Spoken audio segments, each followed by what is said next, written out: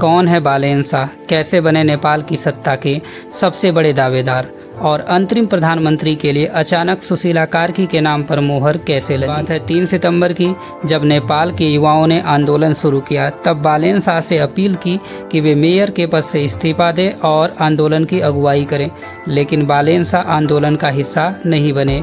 7 सितंबर को बालेन शाह ने फेसबुक पर लिखा कि कल की रैली जेएनजी की है और यह सभी 28 से कम उम्र के युवा हैं और मैं उनके हिसाब से बूढ़ा हूं।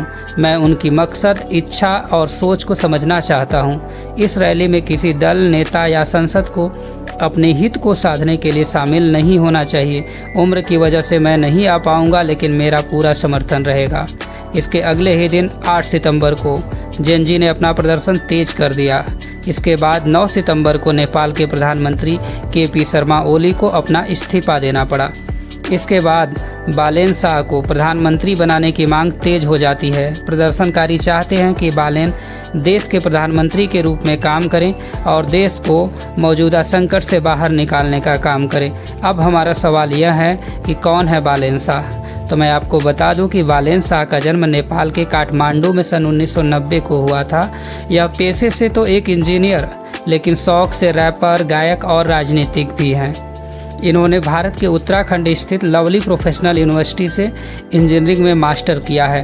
बाद में इन्होंने 2022 में हुए स्थानीय चुनाव में काठमांडू में महानगर पालिका के मेयर के पद पर स्वतंत्र उम्मीदवार के रूप में चुनाव लड़ा और जीत हासिल की। पहचान इनकी यह है कि ये युवाओं के बीच उम्मीद और बदलाव का चेहरा है तथा भ्रष्टाचार के खिलाफ सख्त रुख और बेबाक अंदाज में बोलने के लिए मशहूर है। नेपाल के आंदोलन का चेहरा तो बालेन शुरू से ही थे, पर अचानक सुशीला कार्की का चेहरा कहां से आगे आया और उन्हें नेपाल का प्रधानमंत्री बना दिया गया।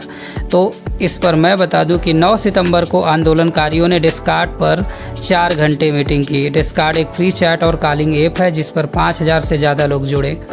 पहले तो उन्होंने नेपाल के प्रधानमंत्री के लिए बालेन शाह का नाम आगे रखा, पर उन्होंने हामी नहीं भरी। फिर सुशीला कार्की का नाम आगे आया। वोटिंग हुई और कार्की को लगभग 59% वोट मिले और बालेन को 32%। सुशीला कार्की ने कहा कि अगर युवाओं ने उन पर भरोसा किया है तो वह जिम्मेदारी उठाने को तैयार है। फिर शाम होते होते सुशीला कार्की के प्रधानमंत्री बनने की चर्चा तेज होती है। रात में ही वे आर्मी के मुख्यालय पहुंचती हैं और बातचीत के बाद यह तय हो जाता है कि वह नेपाल की अंतरिम प्रधानमंत्री बनेंगी। बात करें सुशीला कार्की की, तो वे नेपाल के विराटनगर में उनका जन्म हुआ और उन्होंने भारत के बनारस हिंदू विश्वविद्यालय से पढ़ाई की। इसके बाद उन्होंने कानून की दुनिया में अपना कदम रखा और नेपाल की पहली महिला चीफ जस्टिस बनी।